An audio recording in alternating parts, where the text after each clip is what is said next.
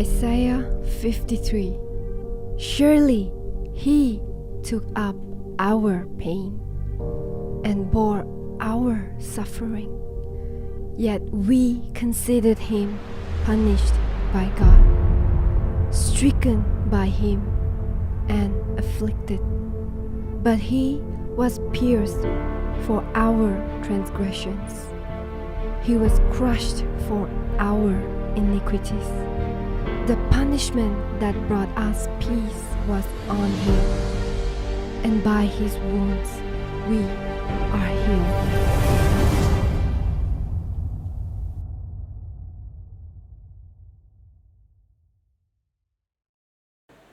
Ya, pada hari ini kita memperingati kematian Yesus di atas kayu salib untuk menebus semua dosa-dosa kita, ya. Maka ini merupakan kasih yang terbesar bagi kita, ya, yang Tuhan berikan. Tidak ada orang lain, tidak ada tokoh agama, nabi, rasul yang memati bagi kita supaya kita diselamatkan. Tapi Yesus Kristus, ya, Dia dikirim Bapa di surga menjadi manusia untuk menebus dosa kesalahan kita. Sudah berapa puluh kali kita merayakan atau memperingati kematian Yesus di gereja, ya kan? Mungkin kalau kita usianya sudah 50 lebih, pasti juga lebih banyak memperingati kematian Yesus. Tapi yang penting, apakah kita sudah berubah, ya kan? Hidup kita tidak berubah. Padahal kita tiap tahun memperingati Jumat Agung, ya, kematian Yesus. Tapi yang kita ributkan adalah, oh, Yesus mati bukan hari Jumat. Ada yang bilang, Pak, Jumat. Ada yang bilang, Pak, tidak Jumat. Ya kan? Tapi kalau saya percaya, menurut firman Tuhan, bahwa Yesus 3 hari 3 malam, ya, Dia mati dan dibangkitkan pada hari yang ketiga. Ya, 3 hari 3 malam. Ya, kalau kita percaya bahwa Yesus mati pada Jumat ini, jam 3, Jumat, ya kan? Berarti Sabtu jam 3 masih 1 hari. Minggu pagi masih 1 hari setengah, ya kan? Itu menurut kalender kita kan. Jumat jam 3 mati. Kita peringati.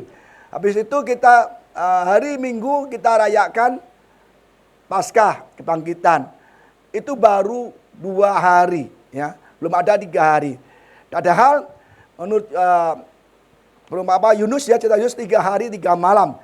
Dan di banyak firman mengatakan 3 hari 3 malam. Dan ini menjadi banyak perdebatan, akhirnya banyak perpecahan gara-gara hal ini, saudara. Ya, menurut yang pernah saya baca, bahkan orang percaya bahwa Yesus mati hari Rabu sore. Kenapa Rabu sore? Karena Sabat itu hari Sabtu. Jadi Kamis, Jumat, Sabtu pagi sudah bangkit. Tapi kita bertanya, Pak, kan katanya harus dimatikan itu yang penjahat 2 karena besok hari Sabat, ya kan? Waktu Yesus mati itu ada yang menulis pada saat itu ada 2 kali hari Sabat, Kamis dan Sabtu. Tapi tidak tiap tahun ada 2 kali Sabat. Hanya waktu itu pas Yesus mati itu ada 2 kali Sabat, Kamis dan Sabtu. Maka Rabu itu semua yang disalib harus diturunkan, harus dimatikan, dipukul tulang keringnya supaya dia gampang mati, tercekik, ya kan? Yesus mau dipukul tulangnya sudah mati, ya kan? Jadi itu pada waktu Yesus mati ada 2 kali Sabat, Sabat hari Kamis dan Sabat hari Sabtu.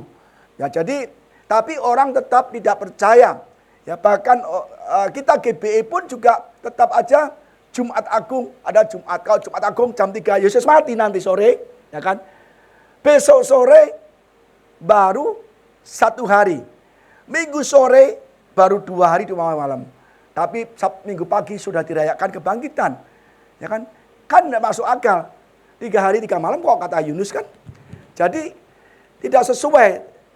Maka saya lebih percaya bahwa Rabu itu atau Kamis adalah Sabat juga. Karena memang ada hari itu, ada tertentu, ada tertulis bahwa khusus hari itu ada 2 kali Sabat. 2 kali. Hanya waktu itu, dan tidak setiap tahun ada 2 kali Sabat. Kayaknya setahun sekali atau nggak tiap bulan, nggak tiap minggu ada 2 kali Sabat. Hanya waktu itu Yesus mati 2 kali Sabat. Ya, tapi memang kita ikut Indonesia, tanggal merahnya hari Jumat. Ya kita ikut. Masa kita ibadah hari Rabu, siapa yang mau datang kan? Pada kerja semua. Tapi bagi saya kita tidak usah terlalu pikiran harinya, tanggalnya, ya kan? Yang penting kita percaya Yesus telah mati untuk menebus dosa-dosa kita. Kita ribut tanggal melulu, kan?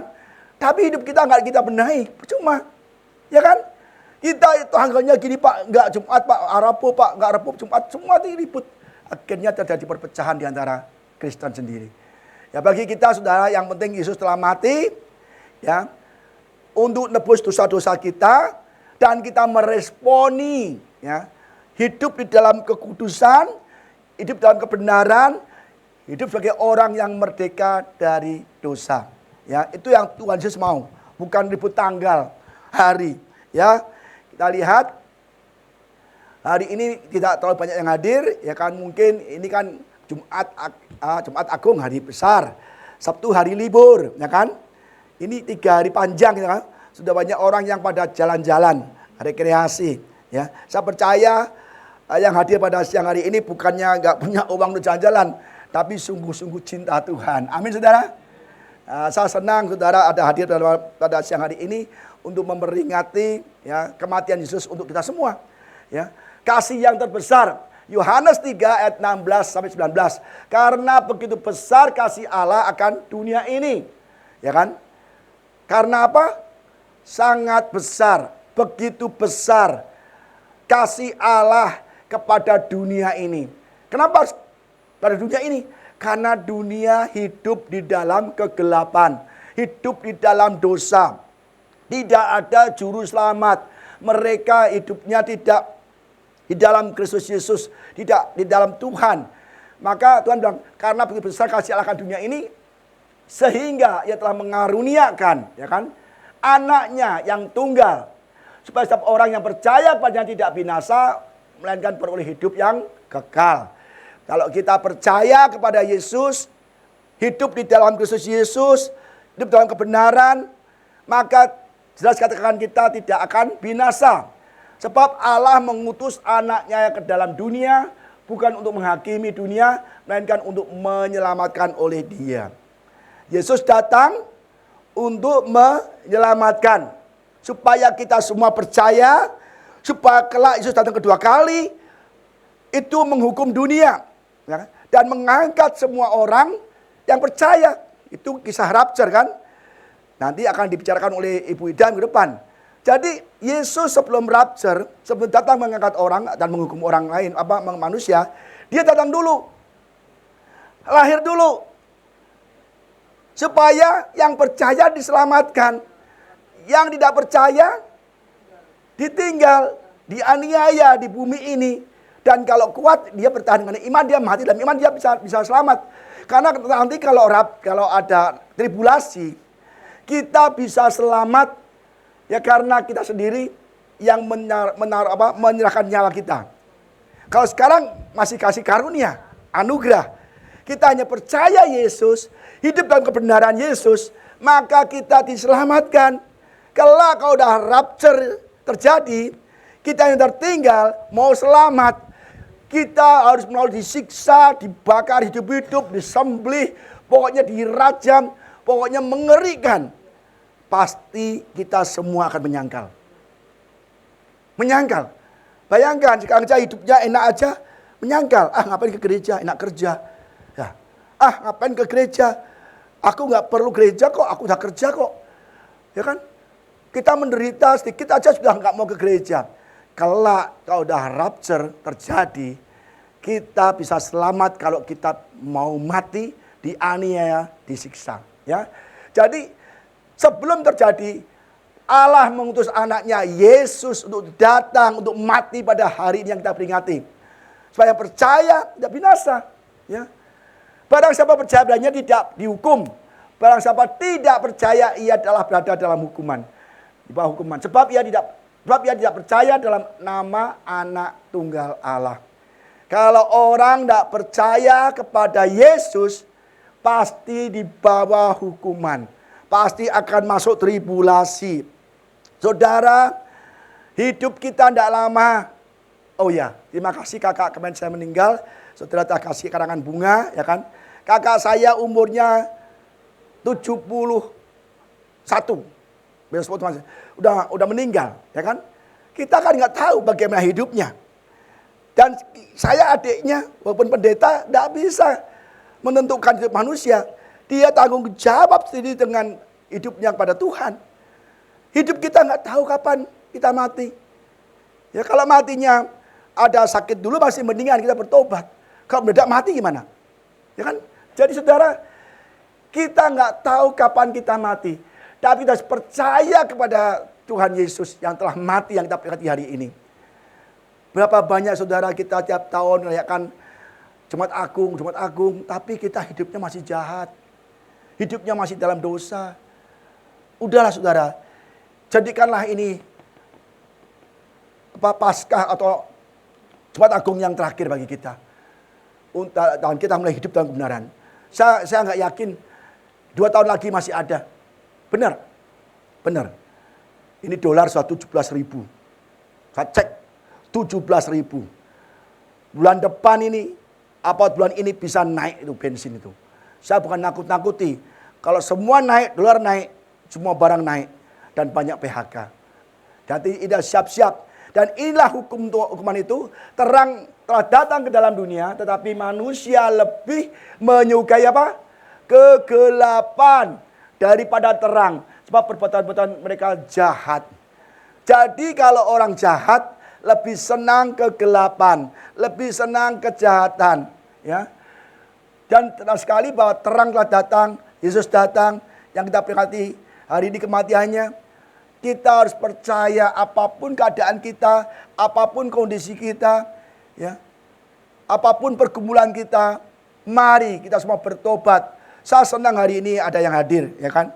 Walaupun tidak sebanyak yang biasanya. Mungkin mereka, aduh ini mumpung Jumat Agung nih libur nih. Jalan-jalan Jadi tidak menghormati, menghargai kematian Yesus untuk kita. Kita mau jalan-jalan. Itu benar-benar gak boleh. Nah habis ini saudara boleh jalan-jalan. Ya, ajak kita mau datang kok, ikut kok ya. Karena semua orang telah berbuat dosa dan telah kehilangan kemuliaan Allah. Upah dosa ialah maut. Jelas ya. Jadi semua orang telah berbuat dosa dan upah dosa adalah maut. Tapi Yesus mau datang, mau mati bagi kita. Ya, Ia hadir, lahir, dan sekarang hari ini kita berarti kematiannya. Ya. 1 Yohanes 4 ayat 14, dan kami telah melihat dan bersaksi bahwa Bapa telah mengutus anaknya menjadi juru selamat dunia. Ini Yohanes, rasulnya, menegaskan, benar, kami telah melihat dan bersaksi Bapa telah mengutus anaknya menjadi juru selamat dunia. Ya kan? Ketika transfigurasi kan, Bapak ngomong sama 3 muridnya. Ya kan? Inilah anakku yang berkenan. Ya, ikuti dia, percayalah pada dia, ya kan? Dan juga waktu dibaptis kan ada juga kan? Jadi jelas sekali bahwa muridnya pun mendengar pesan bapaknya, ya kan? Jadi Yesus ini benar-benar Tuhan. Walaupun semua agama lain tidak percaya. Ya itu urusan mereka. Kita gak usah utak-atik. Ya. Yang penting kita percaya bahwa Yesus telah mati pada hari ini. Yang kita peringati sebagai Jumat Agung. Dan kita harus mau hidup di dalam Tuhan. Yesus sudah mengatakan bahwa dirinya akan mati untuk menebus dosa-dosa manusia. Dan akan dibangkitkan pada hari yang ketiga. Ada nggak nabi yang ngomong, aku bentar lagi akan dibunuh, bentar lagi akan mati, dan bangkit kembali di hari yang ketiga? Tidak ada. Satupun manusia di dunia ini yang tertulis di Alkitab ini, tidak ada satupun nabi yang berkata, aku akan mati bentar lagi, dan akan dikubur, dan dibangkitkan dari kita. Tidak ada. Kecuali Yesus. Yesus tahu. Karena dia Tuhan. Dia juga manusia. Kita Matius 16 ayat 21, sejak waktu itu Yesus mulai menyatakan kepada murid-muridnya bahwa ia harus ke Yerusalem menanggung banyak penderitaan pada pihak tua-tua, imam-imam kepala dan ahli Taurat, lalu dibunuh dan dibangkitkan pada hari yang ketiga. Yesus tidak kabur, Yesus tidak ditangkap, tapi Yesus datang ke Yerusalem, ya, untuk menyerahkan dirinya, ya kan, untuk ditangkap oleh tua-tua, imam-imam tokoh agama, ya kan, dan ahli-ahli Taurat. Ini orang yang ngerti Taurat, ngerti Alkitab, tapi dia nggak percaya kepada Yesus sebagai juru selamat. Yesus tahu, aku akan ke Yerusalem untuk menyerahkan diri, untuk jadi tebusan bagi orang berdosa. Dia mau mati, dan dia akan dibunuh, dan dia akan bangkit di hari yang ketiga. Yang hari ini kita rayakan, peringatkan adalah Yesus mati, disalib untuk tebus dosa-dosa kita. Jadi saudara, jangan sampai kita tidak percaya kepada Yesus. Maka diselewengkanlah oleh ahli Taurat, oh Yesus nggak mati, dicuri mayatnya, ya kan? Pegawainya, prajuritnya tidur, dicuri. Saudara, nggak mungkin dicuri. Siapa sih yang gulingkan batu sebesar itu tanpa membangunkan prajurit? Wong ini batu besar, tutup gua, sini prajurit pada tidur, pada jaga, nggak tidur, ya kan, pada jaga loh. Masa bisa dorong? Ya kan, nggak mungkin, itu bohong semua. Tapi itu dipercaya oleh agama lain. Biarlah ya. Matius 17 ayat 22-23. Pada waktu Yesus dan murid-muridnya bersama-sama di Galilea, ia berkata kepada mereka, Anak manusia akan diserahkan ke dalam tangan manusia, dan mereka akan membunuh dia, dan pada hari ketiga ia akan dibangkitkan. Maka hati murid-muridnya pun sedih sekali. Ya, 2 kali Yesus ngomong, bahkan 3 kali, bahwa anak manusia, bahwa Yesus akan diserahkan, ya, kepada ahli Taurat, orang Farisi, ya kan, imam-imam besar. Untuk apa? Untuk dibunuh, untuk dimatikan, dibunuh, dan dia akan bangkit hari yang ketiga. Dia ngomong lagi, akan bangkit di hari yang ketiga. Ya, jadi tahu bahwa Yesus akan mati dan bangkit. 1 Yohanes 1 ayat 7, dan darah Yesus anaknya itu menyucikan kita dari segala dosa. Untuk apa? Untuk menyucikan kita, saudara. Yesus gak bersalah, diadilin di orang Farisi, imam-imam kepala, ahli Taurat, diborgol, dianiaya, disiksa. Sangat mengerikan. Untuk apa? Menggantikan kita. Supaya yang kita berdosa, percaya kepada Yesus, tidak binasa. Amin, saudara ya. Jadi jangan sampai pesan Jumat Agung ini hanya untuk setahun sekali. Tapi kita lakukan dengan darah Yesus, kita diselamatkan. Bahkan ini sudah dinubuatkan zaman Israel di tanah Mesir. Kita lihat, saudara, darah anak domba menyelamatkan umat Israel, ya. Keluaran 12 ayat 12-14. Sebab pada malam ini aku akan menjalani tanah Mesir, dan semua anak sulung dari anak manusia sampai anak binatang akan kubunuh. Dan kepada semua Allah di Mesir akan kujatuhkan hukuman. Akulah Tuhan. Dan darah itu menjadi tanda bagimu pada rumah-rumah di mana kamu tinggal. Apabila aku melihat darah itu, maka aku akan lewat daripada kamu. Jadi tidak akan ada tulah kemusnahan di tengah-tengah kamu apabila aku menghukum tanah Mesir. Ya. Jadi sekali hari tulah yang ke-10 itu 7 ya. 10. Anak sulung yang dibunuh semua. Dia berkata pada bangsa Israel di Goshen, kamu oleskan darah anak domba. Anak domba itu merujuk pada Yesus. Jadi di tanah Goshen itu bangsa Israel menyembelih anak domba dan darahnya dioleskan di ambang pintu, ya kan? Sekalipun di dalamnya ada orang jahat, orang Israel, ada orang yang nggak benar, tapi selama ada darah Yesus di ambang pintunya, maka rumah itu terhindar dari pemusnahan anak sulung. Ya, jadi saudara, jelas sekali. Tapi gimana dengan orang Mesir? Semua mati semua anak sulungnya. Ini adalah lambang bahwa darah anak domba, darah Yesus, kalau kita ada di dalam hati kita, dalam hidup kita, maka kita selamat, tidak binasa. Orang lain gimana? Ya nggak tahu. Mungkin suami kita, istri kita, ya, anak kita, orang tua kita, itu masing-masing apakah ada darah Yesus di dalam hidup mereka. Yang penting kita percaya bahwa Yesus telah mati untuk kita, maka kita selamat. Hari ini akan menjadi hari peringatan bagi kamu. Kamu harus merayakannya sebagai hari raya bagi Tuhan turun-temurun. Kamu harus merayakan sebagai ketetapan untuk selama-lamanya. Jadi hari ini kita merayakan, memperingati kematian Yesus, anak domba yang disembelih untuk menebus dosa-dosa kita. Efesus 1 ayat 7-8, sebab di dalam Dia dan oleh darahnya kita peroleh penebusan, yaitu pengampunan dosa, menurut kekayaan dan kasih karunia yang dilimpahkannya kepada kita dalam segala hikmat dan pengertian. Ya, Efesus mencatat bahwa di dalam Dia dan oleh kuasa darahnya kita diampuni segala dosa kita. 1 Korintus 1 ayat 18, sebab pemberitaan tentang salib memang adalah kebodohan bagi mereka yang akan binasa. Tetapi bagi kita yang diselamatkan, pemberitaan itu adalah kekuatan Allah. Jadi bagi orang lain, bagi orang yang tidak seiman dengan kita, kebodohan. Allah salib bodoh lagi ini kita. Itu suatu kebodohan bagi ya kan mereka. Mereka tidak urusan, tidak percaya. Orang yang nggak seiman dengan kita, itu kebodohan itu nggak perlu ya kan. Kebodohan bagi orang yang akan dibinasa. Kenapa? Mereka akan binasa. Mereka hanya merayakan hidupnya dengan baik, ya kan? Mungkin dia akan hura-hura, kekayaannya melimpah, kejahatannya dilakukan terus, ya kan? Mereka nggak takut karena mereka ditentukan untuk binasa. Bagi kita, kematian Yesus adalah pemberitaan dari kekuatan Allah bagi kita. Amin, saudara.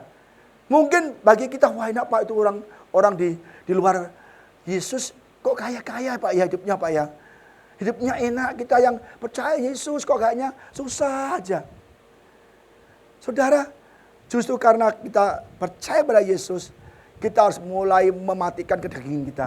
Banyak orang yang koruptor, anak Tuhan banyak juga, banyak. Miliaran, triliunan, kan? Mereka ditentukan untuk binasa. Maka mereka tidak percaya kepada Yesus. Hanya sebagai agama saja. Kita lihat saudara ya, bahwa anak domba itu menyelamatkan umat Israel dan kita juga. 1 Petrus 3 ayat 18 mengatakan, sebab juga Kristus telah mati sekali untuk segala dosa kita. Ia yang benar untuk orang-orang yang tidak benar. Supaya ia membawa kita kepada Allah. Ia yang telah dibunuh dalam keadaan sebagai manusia, tapi telah dibangkitkan menurut roh. Ya. Bahwa ini adalah ayat-ayat yang mengatakan bahwa Yesus telah mati ya untuk segala dosa-dosa kita. Yang tidak benar, kita akan dibenarkan. Mungkin saat ini Pak, saya banyak dosa Pak. Ya kan? Tapi kalau kita mau bertobat, ya, kalau mau bertobat dan menjauhi dosa, dan mau percaya Yesus sebagai Tuhan dan Juru Selamat, maka kita sudah tidak mengalami hukuman lagi, saudara. Akhir-akhir ini memang banyak orang Kristen yang hidupnya nggak sungguh-sungguh dalam Tuhan. Mereka lebih mengandalkan kepandaiannya, cari uang, hura-hura. Bayangkan semakin hari semakin banyak tempat untuk hura-hura, saudara. Coba saudara ke PIK 2, PIK 1. Wah itu banyak, saudara. Mau acara apapun banyak. Ya kan? Itu benar-benar harus kita hindari, tidak boleh. Saya sebagai hamba Tuhan, tempat-tempat ini jangan sampai pergi ke tempat-tempat yang tidak berkenan di hati Tuhan. Jauhilah itu semua. Tapi kita harus percaya mulai intim dengan Tuhan, ibadah yang benar. Roma 5, 8, 10, akan tetapi Allah menunjukkan kasih-Nya kepada kita, oleh karena Kristus telah mati untuk kita, ketika kita masih berdosa. Lebih-lebih, karena kita sekarang telah dibenarkan oleh darah-Nya, kita pasti akan diselamatkan dari murka Allah. Sebab jikalau kita ketika masih seteru, masih jadi lawan Tuhan, diperdamaikan dengan Allah oleh kematian anaknya, lebih-lebih kita yang sekarang telah diperdamaikan, pasti akan diselamatkan oleh hidupnya. Jadi saudara, yang mau percaya kepada Yesus sebagai Tuhan dan Juru Selamat, hidup sesuai seperti orang yang telah diselamatkan. Saya percaya ya kita telah memperoleh surga, ya saudara ya. Jadi kita diperdamaikan. Jadi jangan sampai kita berbuat dosa lagi. Karena apa? Kita menyalibkan Tuhan lagi. Tuhan tidak mau disalibkan lagi. Nanti ayat terakhir, saya terakhir ada. Bahwa dia hanya mati ya sekali. Dan dia akan datang kembali bukan untuk mati lagi. Tapi untuk menghukum manusia yang tidak percaya. Ya, jelas sekali ini Yesus mati hanya sekali untuk kita. Ya, dia tidak akan mati lagi untuk kita. Tapi dia datang untuk memisahkan kita dari orang yang tidak percaya. Yang percaya dengan sungguh-sungguh, kita akan diangkat. Kita tidak tahu saudara berapa usia kita ada di bumi ini. Maka saya setiap hari berdoa, Tuhan kalau saya ada dosa ampuni aku. Ya, kuduskan aku, layakkan aku.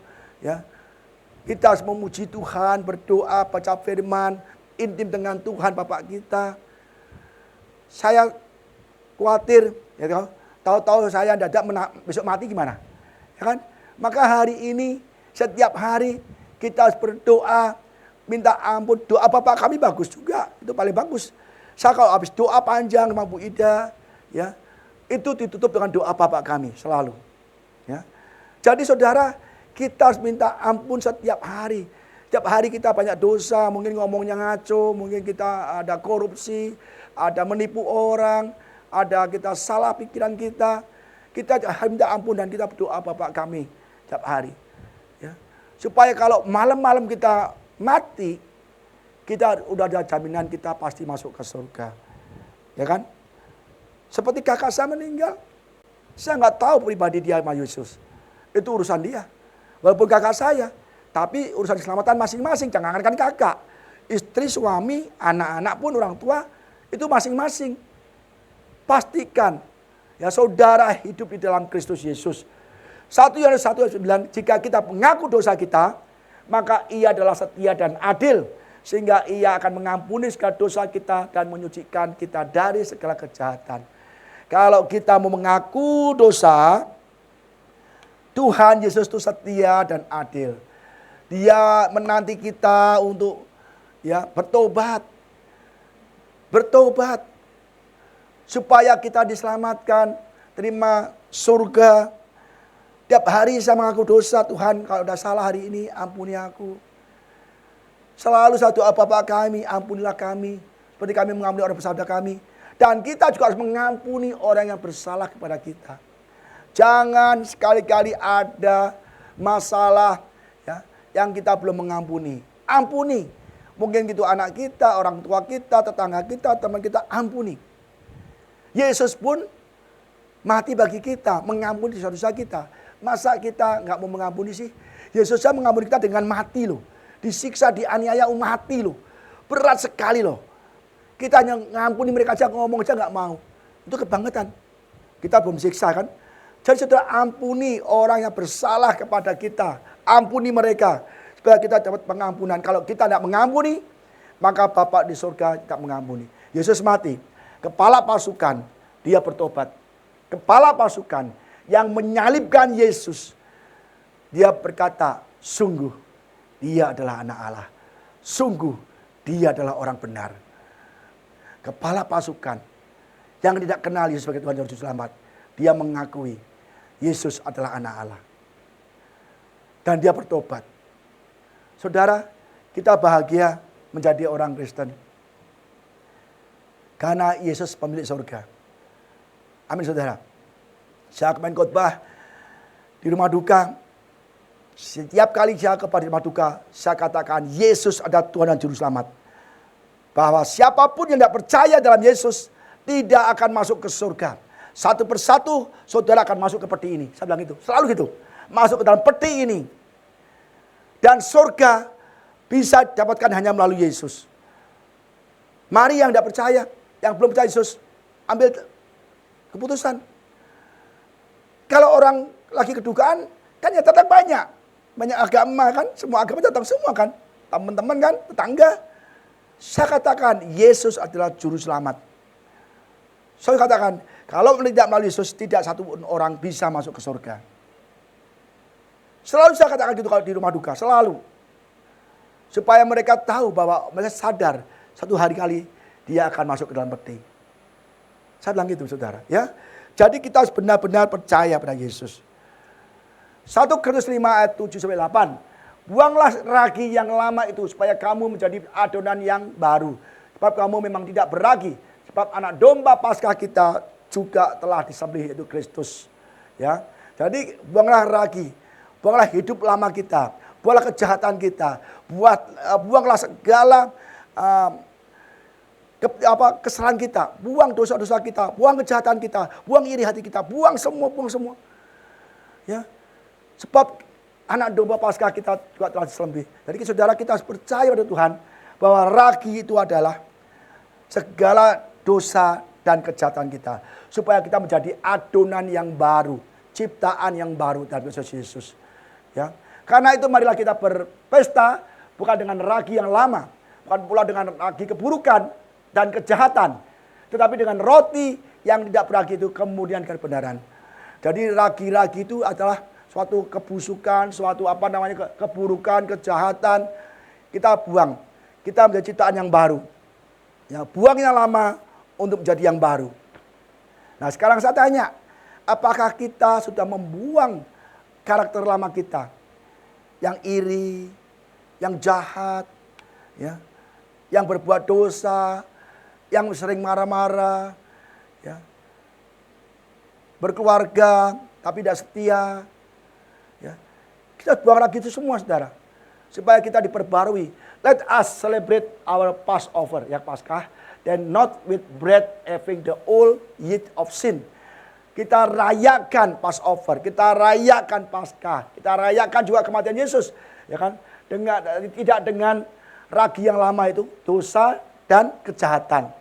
Jadi ragi yang lama adalah dosa dan kejahatan. But with the bread that has no yeast, the bread of beauty and truth, sama. Dengan roti yang tidak beragi, murni, itu kebenaran dan kemurnian. Roma 3 ayat 23-24. Karena semua orang telah berbuat dosa dan telah kehilangan kemuliaan Allah. Oleh karena kasih karunia dan dibenarkan dengan cuma-cuma karena penebusan dalam Kristus Yesus. Jadi dosa kita ditebus dengan cuma-cuma.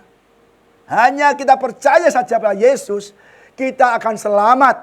Maka saya katakan lagi, kalau kita menolak Yesus, masih hidup dalam dosa, kalau Yesus datang ke dunia ini untuk mengangkat anak-anak yang cinta Tuhan, tapi akan membiarkan orang Kristen yang tidak percaya pada Yesus. Dan kita akan mengalami masa tribulasi, mengalami aniaya, siksaan yang sangat berat. Dan kita tidak mungkin bisa lolos, saudara. Ini benar-benar bahwa Yesus mati supaya kita dibenarkan, diselamatkan, hanya mau percaya saja. Enak enggak? Enak kan? Percaya saja. Hidup yang benar, ibadah yang benar, itu aja. Tapi kalau kita masih tidak percaya pada Yesus, tidak mementingkan ibadah kepada Tuhan, tidak sungguh-sungguh ibadah, Yesus datang, yang lain yang benar diangkat, kita yang nggak sungguh-sungguh dalam ibadah, mengalami siksaan yang berat. Kita akan dianiaya, yang akan disembelih. Mau nyangkal Yesus apa enggak? Lu nyangkal Yesus, selamat. Kasih tanda 666 atau dai 666. Kalau kamu tidak mau menyangkal, ini api. Ya, pilih api atau pilih pisau, gitu. Atau siksaan sangat berat sekali. Tidak mungkin kita bisa lolos. Ya kan? Mungkin kita juga digoreng. Ada kan Yohanes digoreng tapi Yesus selamatkan. Api wajan yang besar sekali, kasih minyak, dibakar sampai meluap-luap minyaknya dan kita dicemplungkan di situ. Jadi ikan goreng. Bayangkan ikan yang segar kalau masuk minyak goreng kayak apa? Cereng, langsung melepuh-lepuh, langsung jadi gosong. Kita juga demikian. Mau nyangkal Yesus, kamu aman. Dikasih tanda 666. Tidak nyangkal Yesus, itu wajan besar. Minyaknya sudah siap menggoreng. Kamu tak cemplungkan situ. Pilih mana? Oh, saudara pasti takut semua. Ngeri. Maka lebih baik saat ini kita masih masa karunia. Kelak rumah kita bukan rumah kita lagi. Kalau masa tribulasi terjadi, rumah ini bukan masalah lagi mungkin. Sudah orang terserah mau pakai apa, dibunuh orang di dalamnya, tidak masalah itu. Nggak ada hukum lagi. Kecuali kita mau 666 dicap, ya sudah aman. Ya kan? Maka saudara, hati-hati. Mumpung ini kita masih masa karunia. Ya kan? Pak, tapi rapture masih lama. Betul. Kita tidak tahu kapan rapture. Kalau saudara mati hari ini, itu yang gawat. Kalau mati hari ini, kita nggak mengalami masa tribulasi. Tapi tidak percaya Yesus, kita nggak diangkat. Kubur kita nggak dibuka, kita nggak diangkat ketemu Yesus di surga. Di awan-awan terus ke surga. Tapi kita akan disimpan di kubur kita. Pada hari penghakiman, kita dilempar ke lautan api. Jadi saudara, kita mati atau masih hidup, Yesus datang atau belum, kita percaya kepada Yesus sungguh-sungguh. Ibadah sungguh-sungguh. Kita mati, memang kita tubuh hancur. Yesus datang, kita akan dibuka, diangkat dengan tubuh kemuliaan.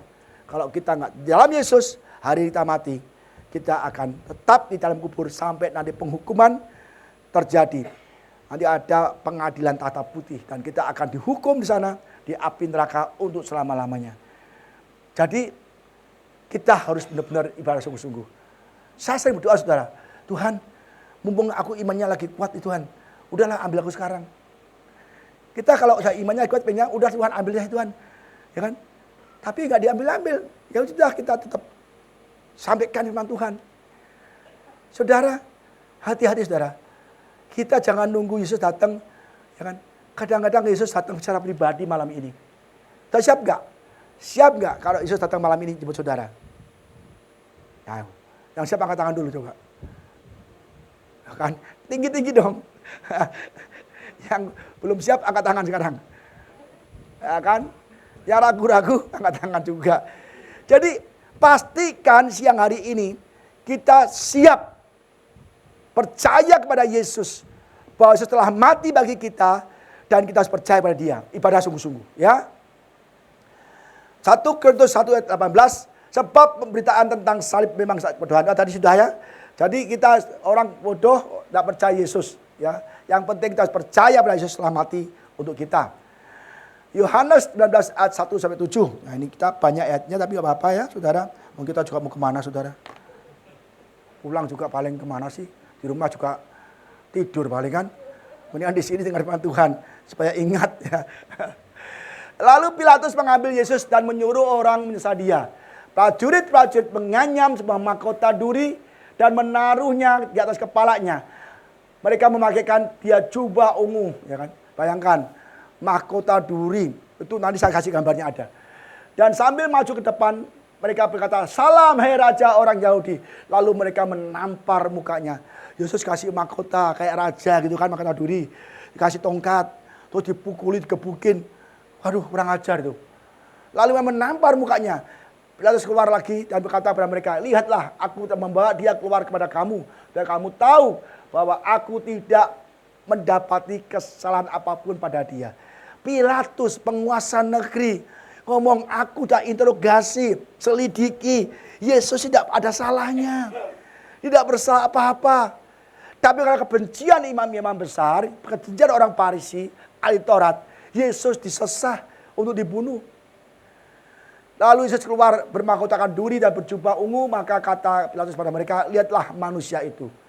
Ketika imam-imam kepala dan penjaga-penjaga itu melihat dia, berteriaklah mereka apa? Salibkan dia, salibkan dia. Ini imam-imam, ahli Taurat, imam-imam. Itu orang-orang agamawi. Orang-orang agamawi yang dihormati di bait-bait suci. Salibkan dia. Kata Pilatus kepada mereka, ambil dia, salibkan dia. Sebab aku tidak mendapati kesalahan apapun padanya. Hampir ini 2 kali. Ada lagi Injil yang mengatakan, ia tidak mendapati. 3 kali Pilatus mengatakan, aku tidak mendapati kesalahan dia. Tapi mereka salibkan dia, salibkan dia. Jawab orang-orang Yahudi kepadanya, kami mempunyai hukum. Dan menurut hukum itu ia harus mati. Sebab ia menganggap dirinya sebagai apa? Anak Allah. Memang Yesus anak Allah, dia tidak percaya saja. Jelas dari lahirnya mereka mencatat tanpa hubungan suami istri oleh Roh Kudus. Tapi namanya orang iri, pasti ada cara untuk membunuh Yesus. Itu kalau dikhotbahi juga percuma. Orang iri, orang jahat dikhotbahi percuma. Ulah mendingan saya jauhi aja. Kalau ada orang iri, orang jahat, orang bebal, kita jauhi mereka. Kita tidak mau bisa membuat dia bertobat, tapi kita malah bisa ikut-ikutan. Ya, jangan kita ambil bagian dari dosa mereka. Yesus disiksa, dianiaya, itu cambuknya aja kayak apa? Ujungnya ada lempengan besi-besinya. Dicambuk, nempel di badannya, ditarik badannya, dagingnya terkelupas. Daging terkelupas. Sekucur tubuhnya dari kaki sampai kepala. Semuanya luka-luka. Bayangkan betapa sakitnya. Itu mengerikan. Cambuknya bukan cambuk dari kulit saja.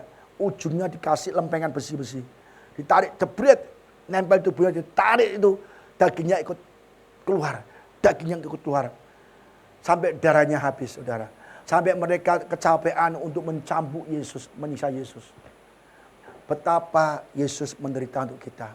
Semua dilakukan untuk kita. Apakah kita masih mau berbuat dosa lagi? Berarti kita enggak menghargai pengorbanan Yesus yang begitu berat. Dia tanpa dosa, saudara. Ya, kita belajar lagi. Inilah cambuknya, kota durinya. Kita ke Israel, saya di sini nggak ada Richard itu. Richard ikut ke Israel bareng kita gitu. Ini saya lihat begini kalau di gambar-gambar, ternyata aslinya begini, saudara. Ini, aduh, durinya besar, tajam itu sampai 10 cm. 10 cm. Ini 10 cm. Ini tajam sekali dan dia kuat karena dia tebel, badannya tebel, ujungnya runcing. Bayangkan ini semua dikeringkan, daunnya nggak ada, dianyam seperti ini, dimasukkan kepala, gitu, ditekan kepalanya, itu menyayat dahinya, saudara, kepala, dahi semua itu terluka. Kalau kita dari ke Israel, nanti kita ke sini, kita ambil, dulu saya ambil, saya bawa, saya lupa hilang kemana itu. Begitu tajam sekali duri ini, bukan duri kecil-kecil, bukan, durinya panjang 10 cm. Itu dianyam, saudara.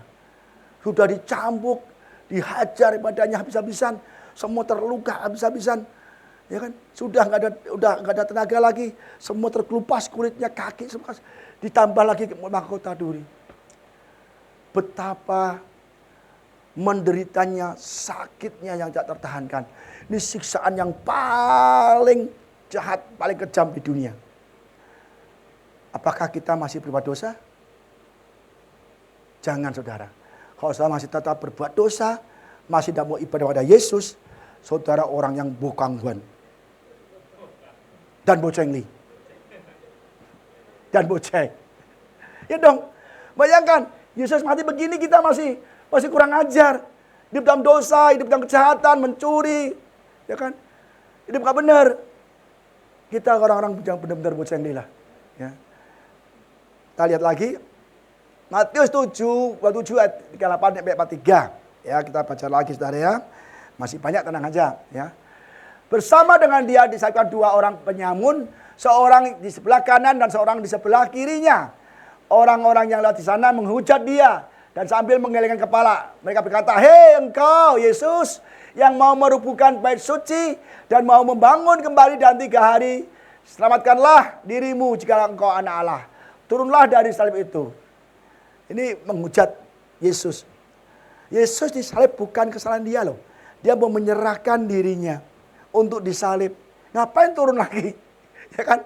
Ini dipakai iblis tuh orang itu. Dipakai iblis, Pak Yesus tergoda untuk turun. Nggak bisa. Dia sudah melakukan firman Tuhan, aku harus disalib. Ya kan? Kehendak Bapa jadi. Jadi, jikalau kau anak Allah, turun dari salib itu. Ini iblis, Pak Yesus tergoda untuk turun. Demikian juga imam-imam kepala, ya, imam-imam tokoh agama, bersama-sama ahli-ahli Taurat, ahli kitab suci, dan tua-tua mengolok-ngolok dia. Tokoh-tokoh agama, pemimpin agama, ya. Kalau di sini mungkin pendeta, tua sinode, siapapun kita, mengolok-ngolok Yesus dan berkata, orang lain ia selamatkan, tetapi dirinya sendiri tidak dapat ia selamatkan. Ia Raja Israel. Baiklah, ia turun dari salib itu dan kami percaya kepadanya. Kalau Yesus turun pun dia tidak percaya. Sudah dia hidup masih Jelas sekali orang buta melihat, orang lumpuh berjalan, ya orang lumpuh dari lahir berjalan, buta dari lahir melihat, orang mati bangkit, orang kusta pun tahir. Semua mujizat Yesus sudah lakukan. Tapi dia tidak percaya bahwa Yesus adalah Tuhan. Kalau bukan Tuhan, satu orang pun tidak bisa membuat orang buta melihat. Ya kan? Makanya kalau kita ada, Guru, Yesus itu buta sejak lahir. Salah orang tuanya atau salah dia sendiri? Apa kata Yesus? Bukan salah orang tuanya, bukan salah dia. Tapi supaya kemuliaan Tuhan dinyatakan. Sengaja. Jadi saudara, ini benar-benar mengolok-ngolok. Ini pasti iblis dia. Ya, supaya Yesus turun. Ya, kalau turun kan kita nggak selamat dong. Maka dia tetap nggak mau turun. Ia menaruh harapannya pada Allah. Baiklah, Allah menyelamatkan dia. Jika kalau Allah berkenan padanya, karena ia telah berkata, aku adalah anak Allah. Yesus berkata, aku anak Allah. Mereka nggak percaya. Maka dia bilang, kalau kau anak Allah, turunlah dari salib. Loh, justru karena dia anak Allah, dia mau disalib. Justru dia anak Allah, dia pergi ke Yerusalem untuk disiksa disalib. Supaya dia menebus dosa manusia kan. Nah ngapain turun lagi? Dia ini memang, itu memang dia nggak ngerti. Jika dia anak Allah, turunlah dari salib. Karena Yesus berkata, aku anak Allah. Padahal memang Allah mengirim anaknya ke dunia untuk mati di salib supaya kita selamat kan. Nah ini benar-benar ahli Taurat tidak mengerti ya kan. Jadi saudara, kita melihat di sini bahwa Yesus waktu disalib pun masih diolok-olok saudara. Tapi yang hebat lagi adalah penjahat dua, satu nggak bertobat, satu yang nggak bertobat, satu yang bertobat. Di tengah-tengah kematian menjemput Yesus, kalau engkau sampai ke Firdaus, ingatlah akan aku. Apa kata Yesus? Hari juga engkau bersama-sama aku ke Firdaus. Jadi penjahat itu enggak kamu turun dulu dibaptis enggak kan? Dia disalib, enggak ada kesempatan lagi terakhir. Yesus, kalau engkau kembali dari Firdaus, ingatlah akan aku. Hari juga dia dibawa ke Firdaus, diselamatkan. Jadi saudara, kita hari ini masih ada kesempatan untuk bertobat. Kalau kita ada kesalahan, ada dosa, ada hidup bukan benar, masih belum sungguh-sungguh ibadah pada Tuhan, berdoalah, Yesus ampuni aku. Hari ini aku bertobat. Aku mau sungguh-sungguh beribadah kepada Engkau. Ya kan? Sebab kita nggak tahu saudara, kita malam ini apakah masih hidup. Malam ini kita mungkin makan durian, bijinya masuk ke tenggorokan mati. Nggak tahu. Makan durian kesenangan, bijinya ketelan mati, kita nggak tahu juga kan. Jadi jangan dipikir kita sehat, nanti malam sehat, belum tentu saudara. Pastikan siang hari ini sudah dengan firman Tuhan, bertobatlah ya. Matius 27 ayat 50 ayat 52, Yesus berseru dengan suara nyaring lalu menyerahkan nyawanya. Dan dia telah tabir bait suci terbelah dua. Dari atas sampai ke bawah dan terjadi gempa bumi dan bukit-bukit batu terbelah dan kuburan-kuburan terbuka dan banyak orang kudus yang telah meninggal bangkit. Ini kematian Yesus. Ini terjadi banyak mujizat. Tidak pernah terjadi pada orang lain yang mati. Ya, kita lihat nih. Yesus mati, menyerahkan nyawanya, ya kan? Tetelestai kan? Apa terjadi? Bait suci terbelah. Bait suci ini kalau orang masuk tanpa seizin atau sepengetahuan Tuhan, mati. Bait suci itu gak sembarangan orang bisa masuk. Setahun sekali imam besar itu masuk, itu pun diundi. Baru imam masuk ke Imam Zakaria kan. Tapi terbelah, berarti tabut Allah kan kelihatan semua kan. Jadi gak ada pemisah lagi. Dulu hanya orang kudus, orang kayak Imam Zakaria yang diundi, dia bisa masuk ke bait Allah untuk memberikan ukupan. Tapi terbelah. Jadi tidak ada kesucian lagi. Tidak ada lagi ruang maha kudus atau ruang kudus. Semua orang bisa melihat ke dalam karena di sini sudah tidak ada lagi hadirat Tuhan. Karena Yesus telah mati, maka Yesuslah yang menjadi Tuhan ya. Dan gempa bumi, ada nggak orang mati gempa bumi? Ayo, contoh mana? Nabi siapa? Tokoh agama mana yang mati langsung gempa bumi? Nggak ada, hanya Yesus. Gempa bumi yang hebat, ya kan? bukit-bukit batu terbelah. Jadi jelas sekali bahwa Yesus Tuhan, maka kepala pasukan ngomong, sungguh dia adalah anak Allah. Sungguh dia adalah orang benar.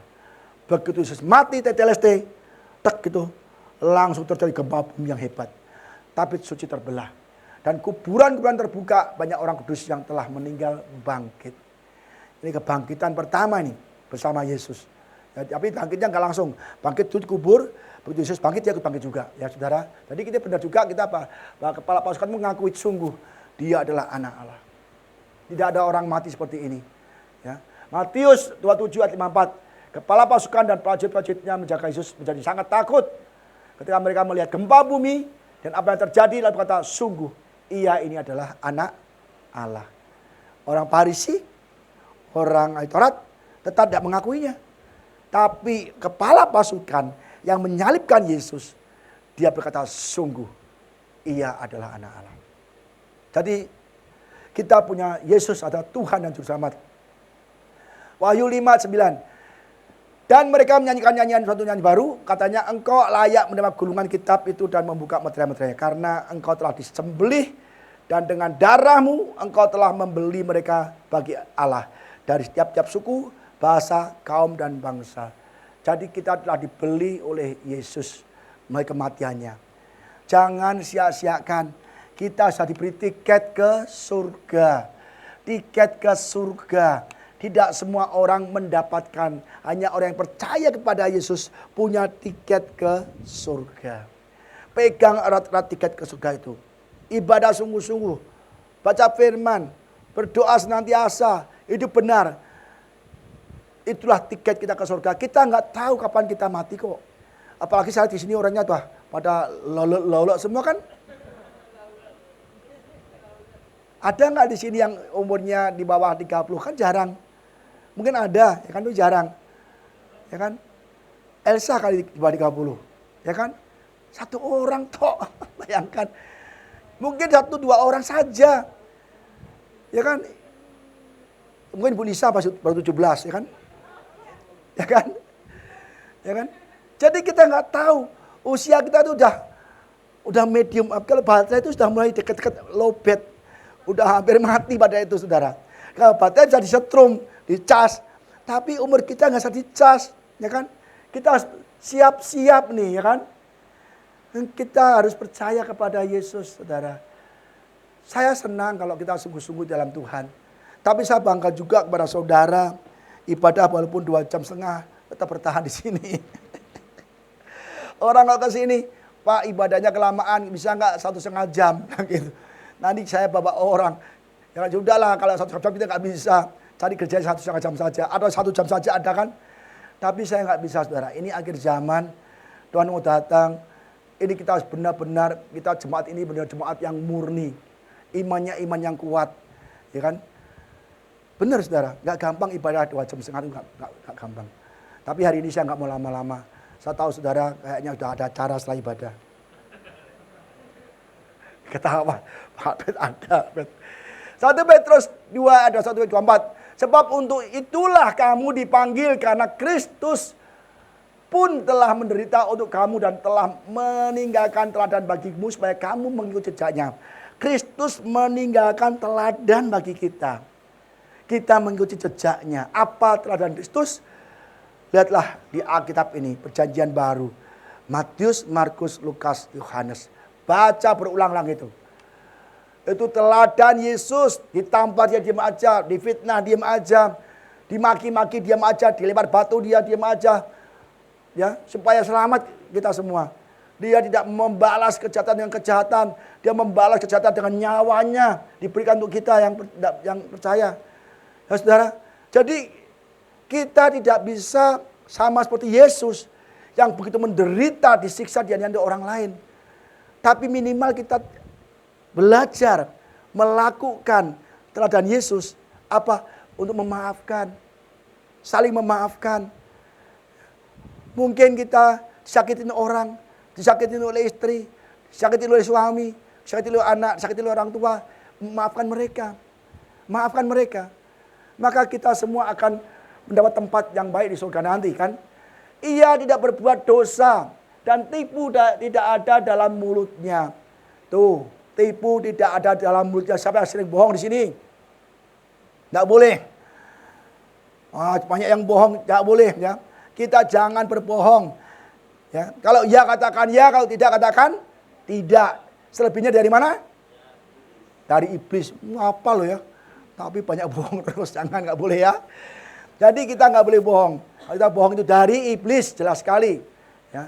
Ketika ia dicaci maki, ia tidak membalas dengan caci maki. Dicaci maki, dimaki-maki, udah kita diam saja. Bodoh amat gitu loh, saudara. Saya kalau dicaci maki, difitnah, aku diam aja lah, bodoh amat lah. Terserahlah. Ya, difitnah berkali-kali, saya diam aja. Mau dimarahin, aku diam aja. Sudah mau apa lagi, saudara? Mungkin itu ujian bagi kita. Kalau dicaci maki itu sudah benar, caci maki terus, udah biar aja lah. Yang penting kita jangan membalas, jangan membantah, udah biar aja. Biar dari kebenaran akan muncul sendiri. Ya, kebenaran akan muncul sendiri. Dari dulu kita buka gereja difitnah terus, difitnah tuh. Aduh, saya tuh sering dicaci maki, difitnah. Maka saya lebih banyak diamlah sekarang. Kok Pak Budi diam ya? Memang begitulah. Dulu saya paling cerewet di sekolah. Orang teman saya panggil saya cerewis loh. Mana cerewis, mana cerewis. Dulu aku di sekolah SMA, kuliah pun dipanggil cerewis. Karena banyak ngomong. Sekarang udah nggak ada. Sudah habis kata-kataku. Udah nggak usah lagi, udah aku paling kecewa, nggak cerewis lagi. Pendiam sajalah. Ketika dicaci maki, ia tidak membalas dengan caci maki. Ketika ia menderita, ia tidak mengancam. Tetapi ia menyerahkannya kepada dia yang menghakimi dengan adil. Ia sendiri telah memikul dosa kita di dalam tubuhnya di kayu salib. Supaya kita yang telah mati terhadap dosa, hidup untuk kebenaran. Oleh bilurnya kita disembuhkan. Ya, Yesus mati untuk kita. Bayangkan begini saudara, kalau kita nggak bertobat, kita kebangetan saudara. Nanti kalau kita nggak bertobat, kita masuk masa tribulasi. Kita yang begini. Disiksa, dicambuk, dianiaya, dipukul-pukul, dicambuk-cambuk. Kita akan kerasa, aduh, dulu waktu belum tribulasi aku, kalau percaya Yesus sudah diangkat ke surga. Aduh, aku lihat Odi sudah di surga tuh, melambai-lambaikan tangan. Ya kan? Kok aku masih di sini, menderita, dicambuk, dia begini. Ya, lihat Odi sudah nyanyi di surga itu. Pimpin puji-pujian, ya kan? Dia WL di surga juga kan? Jangan ya. Saya sekarang udah takut, kalau dosa-dosa takut saudara. Saya benar-benar takut, saya nggak tahu apakah besok saya masih hidup. Ya kan? Saya nggak tahu, jadi jangan sampai berbuat dosa lagi. Ini kita yang terakhir saudara ya. Nah ini yang terakhir saudara. Kita berbahagia loh yang terakhir ini. Benar terakhir. Ibrani 9 ayat 28, maka saya gedekan fontnya. Demikian pula Kristus hanya satu kali saja mengorbankan dirinya untuk menanggung dosa banyak orang. Yesus hanya mati satu kali saja. Jangan dianggap dia mau mati berkali-kali untuk kita. Mati satu kali, ya kan? Datang ke dunia satu kali. Yang kedua kali akan menjemput umatnya yang menerima kematiannya. Demikian pula Kristus hanya satu kali saja mengorbankan dirinya untuk menanggung dosa banyak orang. Setelah itu ia akan menyatakan dirinya sekali lagi. Dia datang lagi, tidak untuk mati. Setelah itu ia akan menyatakan dirinya sekali lagi. Tanpa menanggung dosa untuk menganugerahkan keselamatan kepada mereka yang menantikan dia. Ini adalah rapture.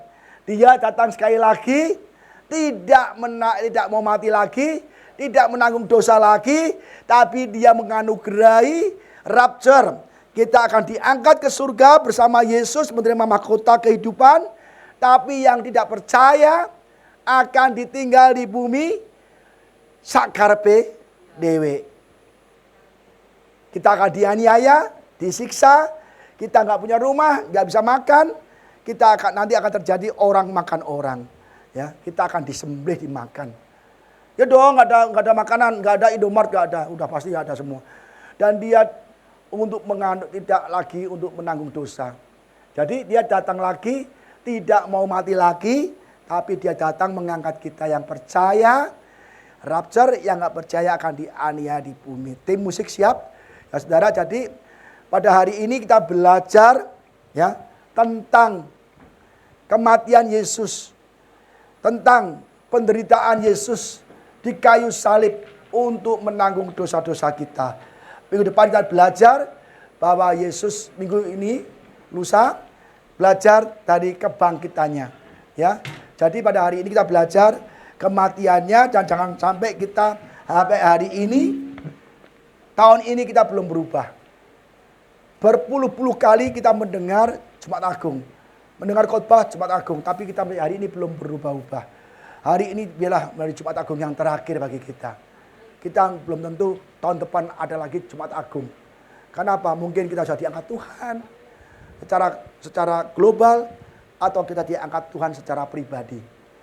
Ingat, yang membahayakan pribadi. Karena pribadi kita nggak tahu kapan kita akan dipanggil Tuhan. Tapi kalau general, ya kita belum tahu kapan. Tapi mungkin sudah dekat. Bab ini Israel sudah dihajar habis-habisan oleh semua kekaisaran Timur Tengah. Setiap hari selalu melihat keadaan perang di Israel. Karena itu adalah patokan saya. Kenapa? Alkitab ini semua tentang Israel. Tidak ada tentang Indonesia, ya, Singapura nggak ada.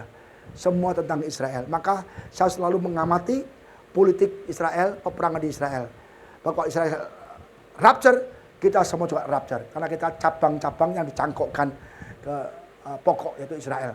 Ya, jadi patokan saya Israel. Maka kita hari ini bersyukur kalau siang hari ini kita ada tempat ini, ya, untuk mendengarkan, ya, bahwa Yesus mati untuk menebus dosa-dosa kita. Janganlah berbuat dosa lagi. Dan Yesus akan bangkit di hari ketiga yang akan disampaikan oleh Ibu Gembala besok, ya.